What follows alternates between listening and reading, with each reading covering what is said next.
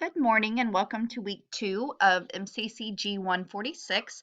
This week we are going to be going over CPT guidelines, modifiers, and evaluation and management coding. So for the discussion this week, we are going to begin our case study practice.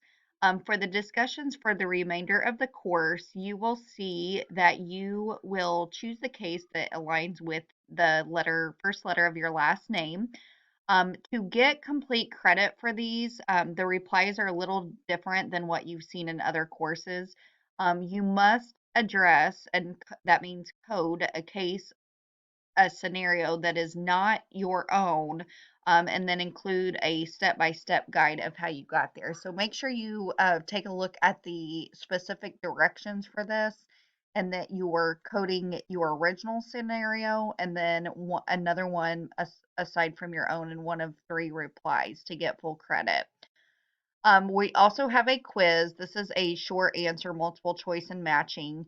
It is untimed and you have 2 attempts, so your highest score will be counted. So just make sure that you notate that.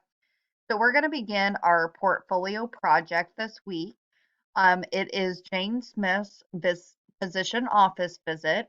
The note that you will find for this week will be attached right here. So if you click on this, this is going to be the actual physician office progress note. To get the coding template that you're going to use each week, you're going to go to week 1.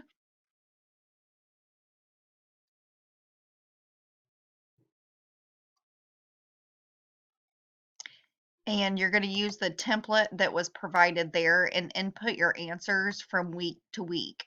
So these are your portfolio project directions, and then here's the template that you're going to use. So you're going to look at the progress note and then use this template to drop your assignment in for week 2. We will have a live session that will be this week, so I will be posting some information about that. But if you have any questions in the meantime, just let me know. Hope everybody has a great week.